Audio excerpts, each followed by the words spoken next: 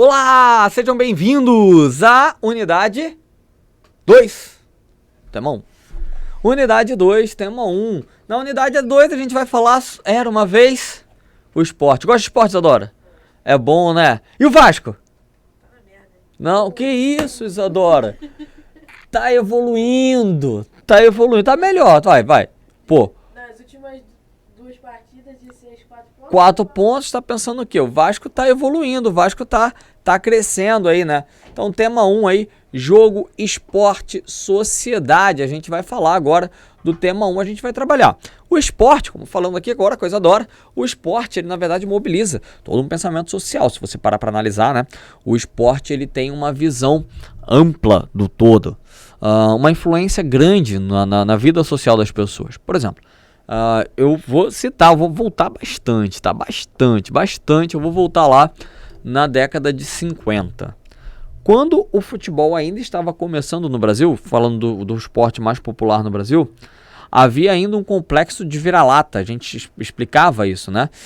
Entre os brasileiros, como se a nação brasileira, ou tudo que fosse bom, positivo, só pudesse vir de fora da nação brasileira, como se a nação brasileira ela não fosse capaz de produzir nada efetivamente positivo, né? Então essa visão que a gente tem, ou que a gente trouxe da realidade social, é uma visão muito complexa, muito difícil. E isso começou a ser modificado através do esporte. Então, quando a seleção brasileira de 58 ela vence a Copa do Mundo, né, superando o Maracanazo da década de 1950, superando outras questões mais traumáticas, como a eliminação também de 54, embora 50 fosse mais impactante, né, o vexame que foi, não vexame, eu não vou chamar de vexame, porque foi uma derrota esportiva, mas o impacto que gerou ver toda uma sociedade mobilizada para que a seleção fosse campeã do mundo em 1950, em pleno Maracanã, a seleção brasileira é derrotada para o Uruguai, que era, na época, o Uruguai era a melhor seleção, né? Tinha os melhores nomes, de fato, do esporte, do futebol. Então isso realmente foi impactante para as pessoas observaram aquilo e sentiram como um duro golpe, aí essa questão do complexo. Só que olha como é que é um movimento social.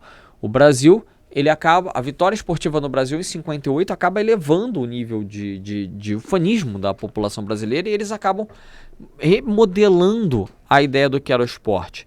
Isso é concretizado ainda na Copa de 62 aí, com o Mané Garrincha. Opa, aí falando do fogão. Então, com o Mané Garrincha que destrói na Copa de 62, é o grande nome da Copa de 62, né? Pelé foi um nome na Copa de 58, ele sai machucado, é substituído inclusive... Não, na 62 ele é machucado. Enfim, tudo bem. Então você tem a 58, você tem a Copa de 62, e aí você vai construindo toda uma dinâmica no futebol que influencia até hoje a modalidade esportiva no Brasil. Então hoje o futebol ele é um reflexo daquilo que ele foi lá na década de 60 e 70.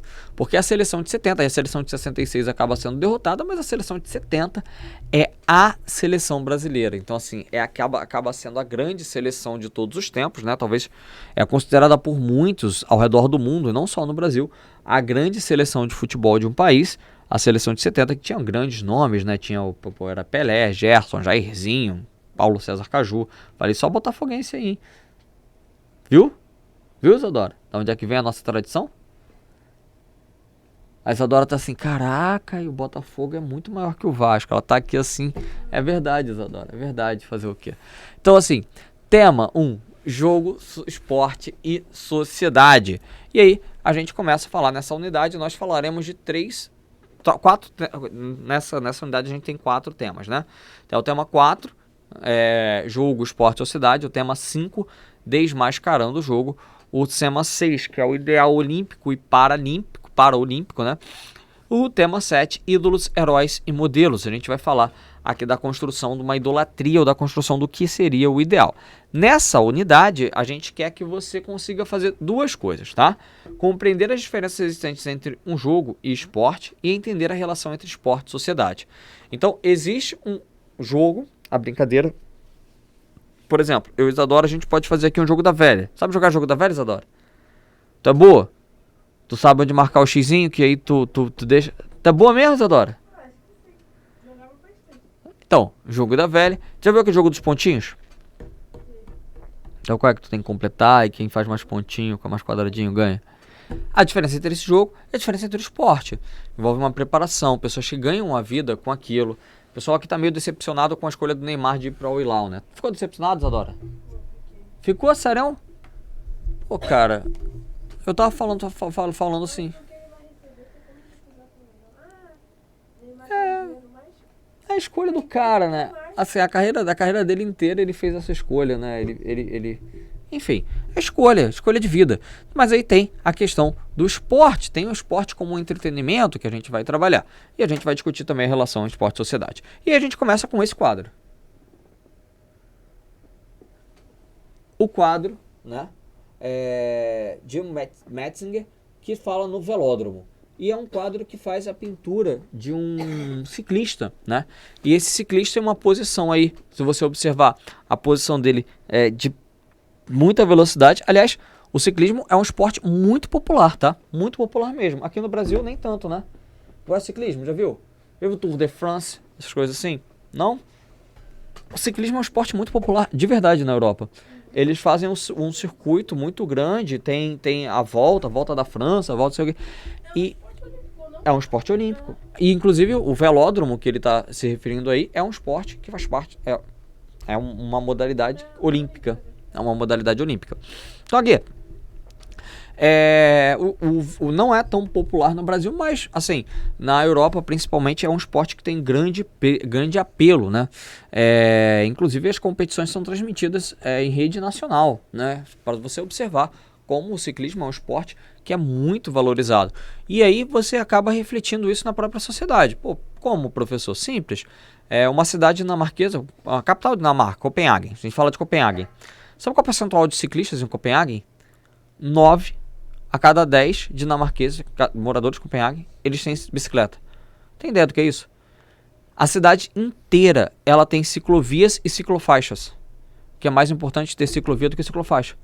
Ou seja, toda a cidade é preparada para que você tenha o ciclismo a bicicleta, como uma das principais ferramentas de locomoção. Então a cidade é preparada para isso. Quando a gente pensa aqui, Rio de Janeiro, por exemplo, eu trabalho perto da escola aqui, de Bento Ribeiro. Eu trabalho perto da escola. Olha só o que eu falei. Eu moro perto da escola que eu trabalho aqui em Bento Ribeiro. Então, daqui para minha casa, se eu pegasse uma bicicleta, eu já vim de bicicleta, dá uns 10 minutos. No máximo 10 minutos. Poderia fazer todos os dias vir de bicicleta de lá para cá.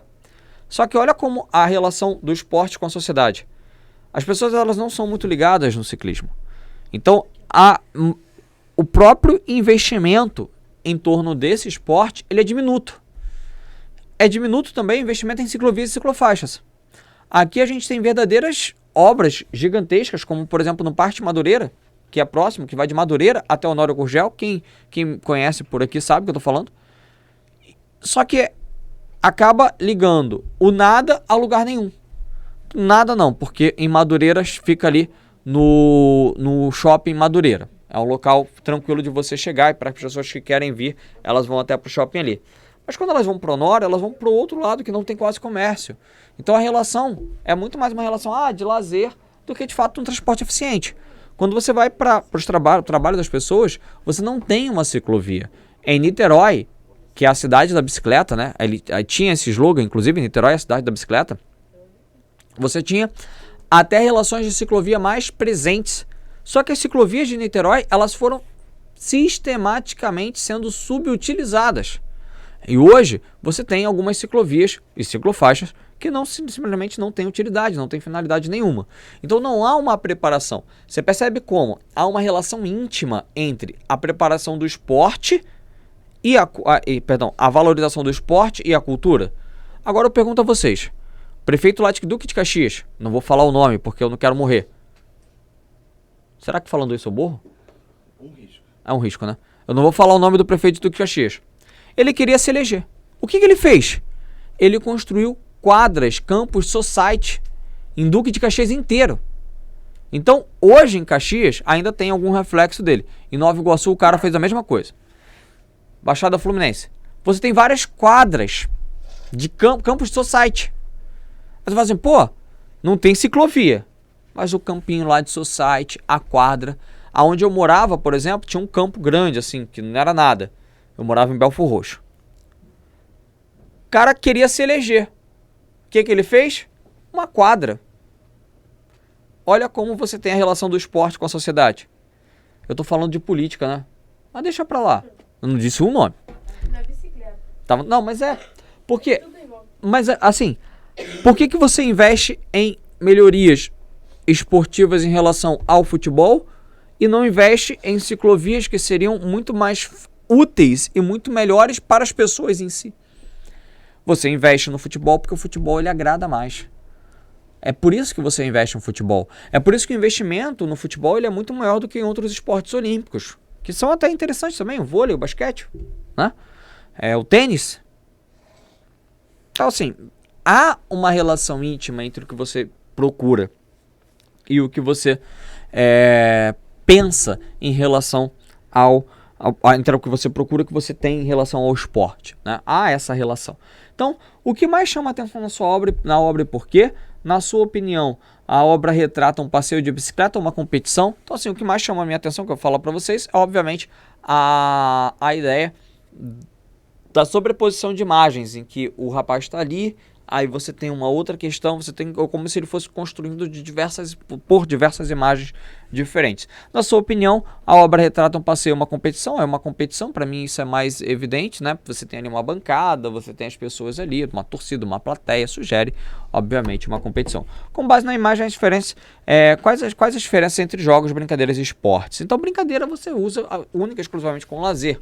O jogo ele pode até tem uma questão lúdica e tal, mas ele tem um ponto ali do jogo que é muito mais voltado para o indivíduo brincar. E o esporte, ele é de fato algo que pode ser levado a sério profissionalmente falando. É algo que o indivíduo, caso ele queira desenvolver, caso ele queira e tenha habilidade, aptidão para isso, por exemplo, não adianta eu quero ser jogador de futebol hoje.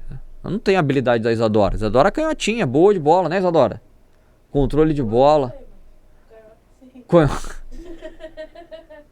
Então, a gente não tem ainda a questão da limitação técnica para poder desenvolver o esporte, né? O esporte profissionalmente falando, né? Então aí, a gente tem essas questões. Você já postou corrida com um colega? Já desafiou alguém? Acertaram bolinha de papel em um cesto de lixo? Ou já já chutou uma pedra ou uma tampinha como se fosse uma bola na rua? Eu estudava, sabe onde eu estudava? Eu estudava no colégio militar. Sabe o que a gente fazia? A gente pegava 2 cadeiras dessa aqui, ó, colocava no fundo da sala, tinha um espaço. A gente jogava futebol com sapato, cara. Tu vê a necessidade. Que a bolinha de papel, ela amassava, e depois a gente começou a botar uns durex na bolinha de papel. Pra ficar dura, pra ficar maneiro. Mas só que os caras eram muito burro. Eles pisavam na bola. Aí acabava com a graça. A gente começou a jogar com o sapato. A gente pegava o sapato de um, cada dia o sapato de um. A gente jogava bola literalmente com o sapato. Então vamos lá. Essas experiências são comuns para muitos de nós, e nelas é empregada a ludicidade. Com base em poucas regras e acordos informais estabelecidos entre os participantes, essas situações nos colocam em contextos que misturam realidade, imaginação, seriedade e brincadeira. E a gente vai brincando, né, na verdade. Eu jogava bola com meu pai quando era pequeno, e meu pai não queria correr. Aí eu corria, criança, e meu pai sem querer correr. Aí quando eu começava a fazer gol, meu pai ia lá e botava uma regra, assim, falou, não pode chutar... não pode, só pode chutar a partir daqui. Aí ele começava a botar regra para ele não precisar correr. Tipo, era isso. As atividades lúdicas são todas aquelas que geram divertimento e que são realizadas com fins recreativos. Um exemplo desse tipo de atividade é andar de bicicleta, seja sozinho ou acompanhado. Mas em que momento ela deixa de ser um lazer e se torna um esporte? Quais as diferenças entre essas práticas? A gente está observando aqui a diferença entre o lazer, entre a brincadeira e a competitividade de esporte. Por exemplo, aqui a gente joga bola, né? De vez em quando. É um esporte. A gente tenta, né? Mas, provavelmente não. O que a gente pratica não é o esporte. Então vamos lá. A bicicleta possui diversos usos, né, como passeios, para apreciar paisagens ou ainda na execução de manobras. Além disso, ela pode ser usada como meio de transporte. Nesses trajetos, é comum que as pessoas ocupem ciclovias, as ciclofaixas e ciclovias. Uma diferença entre ciclovia e ciclofaixa, gente? Isso aqui, ó, à sua direita é uma ciclofaixa, ela é só pintada no chão, tá vendo? Isso aqui, ó, é uma ciclofaixa. Quer dizer, ela só está sendo pintada no chão, indicando ali que é uma faixa exclusiva para o pedestre. E aqui você tem um exemplo de ciclovia. É uma pista construída especificamente para bicicleta. Então, por isso aí, ciclovia e ciclofaixa. Quando disponíveis em estruturas semelhantes. Essa aqui não é aquela que caiu, não, é? Eu peguei a imagem de lá. Tu lembra que teve uma que caiu aqui? São Conrado? Nesses trajetos, tá. Quando existem disponíveis. No entanto, às vezes precisam cruzar ruas ou avenidas, onde não há faixas próprias para esse tipo de locomoção, o que se torna inseguro em alguns casos. É o debate que a gente acabou tendo aqui um pouquinho antes, né? Então aí você tem a ideia da bicicleta como lazer, como hobby, né? Como uma brincadeira, né? E aí qual é a questão? A bicicleta ela também vai ser utilizada na modalidade esportiva, bastante difundida ao redor do mundo todo. Então, no mundo inteiro você tem essa prática. A prática do ciclismo geralmente envolve competições de velocidade entre os atletas, que devem respeitar as normas do esporte e as sinalizações dos juízes, utilizar equipamentos, proteção específico para atividade, como roupas que facilitam a movimentação, luvas, tênis, caneleiras, cotoveleiras, óculos, capacetes. Além disso, os treinos e os torneios devem ser realizados em locais adequados, pistas profissionais ou espaços delimitados, com barreiras para garantir a segurança dos torcedores. Então olha como há uma diferença muito grande entre o que é o esporte e o que é a atividade do lazer. Aqui você tem a praticando ali como lazer, como uma brincadeira. Perdão, brincadeira não, ali no caso até um hábito saudável, cultivar um hábito saudável, né? Você gosta de pedalar, Isadora? Sabe andar de bicicleta? Sim. Sabe? Não cai não? Certeza? Tá. Mas não pedala? Hoje em dia não. Pô, me amarro andar de bicicleta. Me amarro mesmo. É que assim, a gente não tem muito espaço pra andar, né? Aí eu fico andando na calçada, a gente anda na calçada, me desloco na calçada. Eu falei, eu já vim de bicicleta pro trabalho. Só que é muito difícil, é muito complicado você vir de bicicleta para cá, porque você não tem de fato ciclovia, você não tem local para passar. Você passa às vezes beirando ali o carro, aí o carro vem, passa, sabe aquele cara que passa tirando fino de você? Aí quer dizer, mais complicado. Então aqui, observamos então que os esportes possuem regras bem determinadas. Então o esporte ele tem ali uma regra que é bem estabelecida e bem determinada. Os atletas têm objetivos específicos, mensuráveis e acumulados, sendo o seu desempenho avaliado com base na capacidade de tomar decisões precisas e encontrar soluções dentro de um conjunto estrito de regulamentações sem infringi-las. Então assim, eu estou jogando bola aqui. Quando eu estou jogando bola aqui, a gente pega a bola, por exemplo, anularam o meu gol, eu vou até reclamar, estou reclamando, tá? Cadê o William? Reclamar até com o William, porque anularam o meu gol. Sabe quando eu fui sair, eu estava no gol. Eu peguei a bola e chutei. Propositalmente, eu fiz o gol. Do meu gol, eu era goleiro. Eu tô falando sério, isso aconteceu. Aí anularam o meu gol, porque eu não podia pegar a bola e chutar assim. Tu acredita nisso? Com a bola na mão. A bola tava na minha mão. Não, Eu... tá no chão. Mentira! Quem disse isso? Tem regra não. Não tem. Mentira. Mentira, Isadora. Aí, tá vendo? Porque a bola tem que estar rolando. Pô. Mó golaço, tava rolando, pô. Eu botei ela pra rolar na minha mão e chutei. Então. Eu botei, eu era goleiro. Pô, aí tá vendo? Percebeu? Não tem uma regra definida. Obviamente eu estou certo, a Isadora tá errada. Mas a gente fica discutindo. Quando você vai tratar de esporte, a regra é clara. Já diria Arnaldo César Coelho. Embora a regra não seja clara, mas tudo bem. Se a regra fosse clara, não precisava de um juiz para interpretá-la. Mas isso é outra história. Então assim, a regra ela é bem definida, ela é bem determinada, ela é bem delimitada. Então há uma regra específica e que deve ser criada, deve ser cumprida, deve ser observada. Então a ideia, a construção da regra no esporte, ela te dá um caráter de idoneidade, ou de igualdade entre os competidores. Então todos eles têm que apresentar o desempenho adequado dentro daquelas regras estabelecidas. Isso é, por exemplo, a diferença entre um ciclismo de rua, aqui, né, e o ciclismo profissional, em que os atletas contam tempo, que eles batem um tempo, que eles têm uma meta. Então eles têm, né, no caso aí do ciclismo profissional, principalmente esse aqui, ó, eles vão em equipe. Tá vendo? Esse aqui, cada roupinha deles, a blusinha deles aí, ó, cada uma é de uma equipe. Aí tem um cara que ele tem uma função específica na equipe, que é de sprint no início, e aí ele quebra a corrente da resistência do ar e tal. Cara, é uma estratégia danada entre eles. Então você tem um aspecto muito mais sério do que você precisa fazer. Então isso é o esporte. Não é brincadeira aqui se o meu gol valeu ou não. Obviamente que o meu gol valeu, eu fui injustiçado, mas enfim. Mas aqui é brincadeira, a gente ri. Hoje eu ri, eu não ligo pra isso. Ligo sim, mentira. Anularam o meu gol, foi um golaço. Mas vamos lá. De certa maneira, os esportes representam uma formalização dos jogos, uma disciplina que transcende o aspecto lúdico. Ou seja, o esporte, ele extrapola a questão do lúdico. O esporte, ele não é lúdico. Tem até aquelas pessoas que brincam, por que vai ficar brigando por uma bola? Dá uma bola para cada um. Não, porque aí você tira a competitividade do esporte, né? Em seu dia a dia, quais tipos de atividade física você costuma praticar? E aí, Isadora, tu faz o quê? Tudo isso, Isadora? De atividade física? Caraca! Isadora falou aqui que faz umas 3 atividades físicas só na segunda-feira, né não? Boxe. Já lutou boxe, Isadora? Muay Thai? Nunca fez luta, não? Só aula experimental? Tu gosta? Pô, maneiro, né? Dizem que dá pra perder umas calorias. Eu tô com barriga. Eu tô ficando com barriga. Por isso que eu comecei a jogar bola. Pô, ficando com barriga, eu falei, não, essa barriga não me pertence. Então assim, eu jogo bola, eu já falei. Ando de bicicleta, gosto de andar de bicicleta. E gosto de mentir. Brincadeira. Então olha só, existem esportes sem ganhadores? Tem algum esporte que as pessoas não ganham? Tem. Pior que tem, sabia? Tem alguns esportes que são esportes cooperativos. São esportes que você tende a chegar a um objetivo. Tem uma modalidade de corrida chamada orientação. Eu já participei de corrida de orientação, fazia.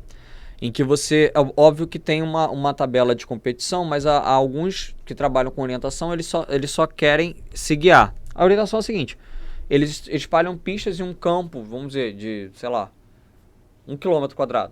Tem um campo. Você tem um trajeto específico para você ir percorrendo. Um campo aberto, grande. E aí você pega a primeira pista. Aí na primeira pista você tem uma bússola. Aí na primeira pista fala assim, você tem que ir 350 metros para cá, para o norte, e depois 50 passos a sudoeste. Então você tem que fazer pá. Aí você chega à segunda pista. Aí quando você vem com um cartãozinho. Aí você marca na segunda pista, segundo ponto, você marca e pega outra. Aí você segue a orientação que ele vai te dando. Aí você vai com a bússola e você vai seguindo. É maneiro. Alguns esportes não têm regras. Já participava, na verdade, de corridas de orientação. Bicicleta. Aí tem um videozinho, né, que vocês podem ver no nosso material, que o vídeo vai mostrar lá o surgimento da bicicleta e aí vai mostrar a popularização dessa bicicleta na época da Revolução Industrial, né? A bicicleta, ela surge como um problema, porque tem uma erupção, ele explica lá, eu achei interessantíssima a explicação, há uma erupção vulcânica, aí uma onda de fumaça torna o inverno europeu mais rigoroso. Então as pessoas acabam tendo que, ou os cavalos morrem de fome, ou as pessoas comem os cavalos. Carne de cavalo as pessoas já comeram, tá, gente? Não tô falando nenhum absurdo aqui.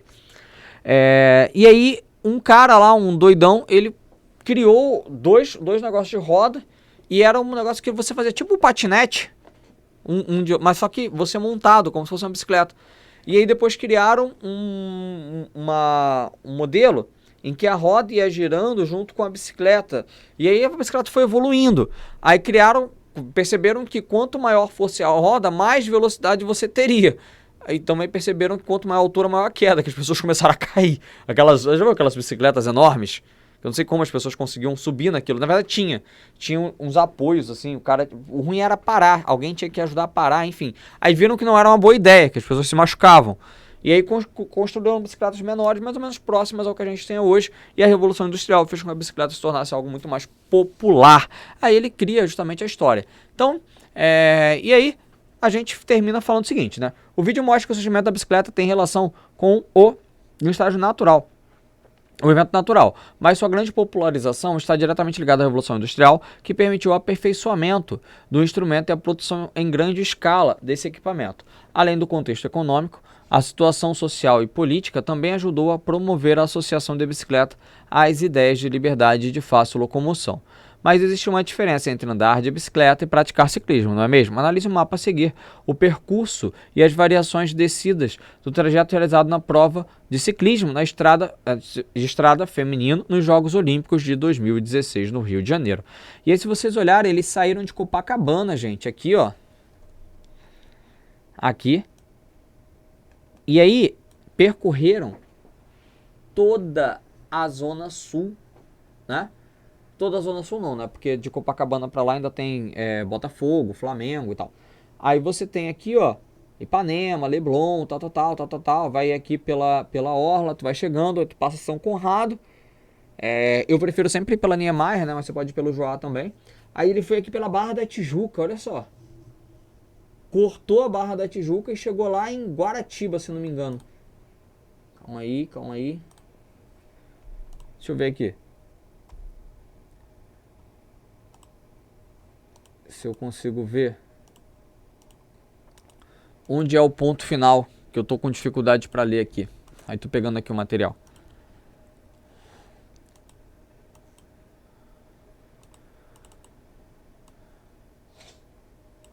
Guaratiba não, Grumari.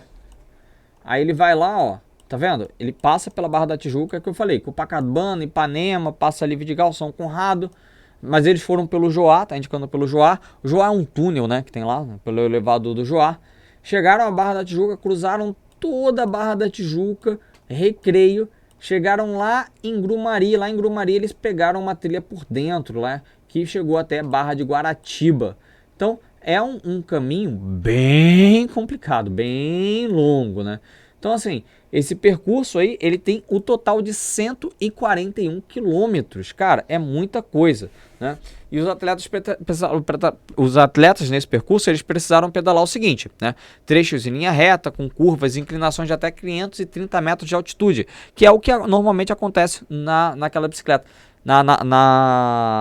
nas competições de bicicleta, né? De ciclismo. Nessa prova, a brasileira Flávia Oliveira obteve o 7º lugar e em entrevista afirmou que, entre as estratégias para concluir, teve paciência e poupou pernas para a última subida, que era considerada a mais difícil. Assim, percebemos a importância do torneio e a dedicação dos atletas conseguissem completar a prova. Isso porque a prática esportiva está ligada a uma preocupação com produtividade, organização, mensuração e otimização dos resultados, conceitos presentes em outros âmbitos da vida. Então as pessoas às vezes até associam o esporte a um desenvolvimento dessa prática. Você consegue desenvolver, você consegue crescer, ser uma pessoa mais produtiva em função dessas práticas esportivas, né? Esses aspectos ilustram a profunda conexão entre o esporte e a sociedade contemporânea, uma vez que muitas técnicas empregadas nessas atividades estão intrinsecamente relacionadas ao nosso contexto histórico, social histórico, né? Voltando aqui, a gente vai lá para a seção ensaio crítico. Na seção ensaio crítico, ele traz justamente essa ideia da bicicleta, do esporte ligado a uma conquista. Perceba o seguinte, a seguir você vai ler o texto de Henrique Maximiliano Coelho Neto. Trata-se do discurso proferido pelo escritor no Clube de Natação e Regatas do Rio de Janeiro, 15 de dezembro de 1917. Então aí, marcha heróica. Olha como ele trata com heroísmo essa questão, né? Não há que recear o futuro. Vozes de mau agouro ameaçam a pátria com predições sinistras e quadros que descreviam debuxando a miséria dos dias provindos. Eram, em verdade, de estarrecer. Dentro em pouco, segundo os dizeres, seremos um país calado, sem agitação, um pálido jazigo onde se movessem sombras. O que ainda mantém a aparência de vida nessa região malsinada, afirmam os álgores, é gente do passado. Mas os que vêm assumir a responsabilidade de amanhã, os herdeiros da tradição, não passam de aspectos combalidos que vão com o sopro dos ventos como silhueta da bruma, sem energia, sem entusiasmo e ideal. Ele está simplesmente acabando com a geração atual. Isso em 1917. Homens do passado, se é esse o vosso receio, tranquilizai-vos.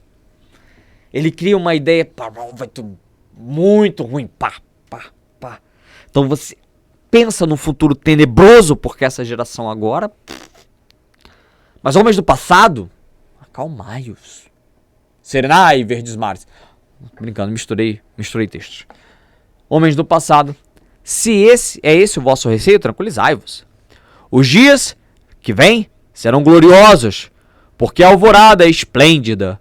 A geração do futuro vem cheia de promessas. A mocidade que dizeis embele nunca foi tão vivaz como se mostra agora. Vemo-la em todas as manifestações da vida social, como flor que enfeita o nosso triunfo. Vemo-la em terra, armada, guardando veneração heróica o nosso pavilhão. São os moços que vêm dando o exemplo de verdadeiro amor à pátria, deixando o lar paterno pelo quartel, fechando momentaneamente o livro para sair às manobras, trocando a voz calma das lentes pelo clangor dos clarins, aí convocando para a guerra. São eles que robustecem na bancada dos barcos, remando, velejando, vemos nas linhas de tiro, e na hora em que o civismo reclama nas praças a presença do povo, a mocidade forma na primeira linha e rompe o movimento, estimula o entusiasmo, acalmando o herói digno de seu louvor ou afrontando-se com a prepotência aviltante. A alfombra da verdura serve-lhe de arena para os exercícios, e se ela pouco aparece atualmente nas alforjas do vício, é sempre vista com efebos de Esparta nos ginásios e nos jogos atléticos. Cara, esse discurso todo foi para falar que a galera tá se esforçando dentro da academia. E é isso. E não se diga que só do vigor físico cuida a mocidade. Esquecendo a cultura intelectual, nas lutas do espírito, também vai se avantajando a geração que há de continuar a nossa história. Lancemos um largo olhar aos institutos de ensino e não procuremos neles com parcialidade apenas o joio. O trigo é abundante e a safra promete ser farta. Então, assim, ele está num clube de natação e ele está mostrando pra gente que a mocidade, essa galera mais jovem que está chegando, em 1917, né? Hoje, provavelmente, muita gente dessa aí já morreu. Então, ele está falando, olha só, essa galera vem com vigor, vem com força. O gênio brasileiro revela-se em todas as manifestações de seu poder criador. Todas as culturas florescem com o mesmo viço, anunciando uma época de fertilidade sem par. A força que germina dá-nos a suave certeza de que não se acharão a pátria deserta de almas os grandes dias que hão de sair pelas portas de ouro do futuro. Discurso bonito, não é? Ei-la aí a mocidade, a pátria que sente crescer a nova geração. Essa não tem dúvida sobre seu porvir, porque confia nos que vêm cheios de alento e fé, pregando uma nova doutrina. É um discurso eloquente, bonito, né? Mentiroso também. Que ele tenta aí florear, enervar, trazer uma grande ideia, uma ideia de um discurso grandioso, grandiloquente, com palavras complexas, robustas, um texto repleto de adjetivos, né? Então, a grandiloquente, vai lá, uma adjetivação desnecessária. Eu, particularmente, não sou muito fã desse tipo de texto. Os textos de Coelho Neto, o texto de Coelho Neto possui palavras pouco comuns no vocabulário atual. Pesquise o significado das palavras, né, que desconhece. Aí você vai dar uma olhada nas palavras que você não conhece no texto e vai observar aí. Na sua opinião, porque o autor utilizou por utilizar palavras mais rebuscadas ao proferir esse discurso. Então, assim, é a sua opinião, mas eu dou uma comentada aqui. Ele quer mostrar uma realidade muito grande daquilo que ele está falando. Então, ele está falando de uma juventude que é grandiosa, que é altamente valorizável e tal. É isso que ele está tentando dizer. O autor insere no texto referências ao heroísmo em defesa da pátria. De que maneira isso se relaciona à discussão sobre amadorismo e profissionalismo no esporte? Então, justamente essa questão de quando você trabalha com uma responsabilidade maior, que é essa questão do que ele está relacionando aí com a questão do patriotismo, né, da pátria, a defesa da pátria, o heroísmo, a defesa da pátria, Ele está relacionando justamente com essa questão da seriedade. Não é mais uma brincadeira que ele pode ir e vir. É uma questão muito séria, né? E aí no 6º parágrafo, Aristotle faz 2 referências à igualdade clássica. Qual sentido isso gera no texto? Isso dá mais peso ao texto, né? Faz com que o texto ele seja mais forte nesse sentido. Então aí, os primeiros passos, a gente vai fazer o seguinte, olha só. Existem muitos benefícios relacionados à prática de andar de bicicleta, como o desenvolvimento do equilíbrio, já que para o deslocamento é necessário manter o vínculo em movimento ao mesmo tempo que o nosso corpo compensa as variações laterais com leves inclinações. A atividade de pedalar promove a ativação e fortalecimento dos músculos da perna e do abdômen. Você acha que possível que seria realizar uma atividade na escola usando bicicleta? Isso é uma questão que a gente pode observar se a gente consegue ou não aqui, né? Seu professor vai dar algumas orientações sobre a realização da atividade dessa sessão. Avalie com atenção e participe ativamente das promoções contidas em sala de aula. Então a gente vai fazer o seguinte, caso tenha a oportunidade de vivenciar um movimento de bicicletas com a turma, organize um revezamento de modo que todos possam participar da experiência. Além disso, preparem-se demarcando trajeto a ser feito durante a prática e esteja atento às questões de segurança. Então a gente vai observar e tem que ter muito cuidado se a gente fizer a atividade ou quem se dispuser a fazer atividade, tem que ter muito cuidado com relação principalmente à segurança. Caso não saiba andar de bicicleta, você pode sentar-se no selim e impulsioná-la com os pés no chão até estar em movimento. Desse modo, você conseguirá trabalhar o equilíbrio do corpo. Nesse momento, o mais importante é que todos tenham a chance de se divertir. Então a ideia é fazer uma atividade relacionando ou usando a bicicleta ou trabalhando com a bicicleta, se for possível. Beleza? Valeu, pessoal. Eu vou ficando por aqui. Um grande abraço a todos vocês. Até a próxima. Tchau, tchau.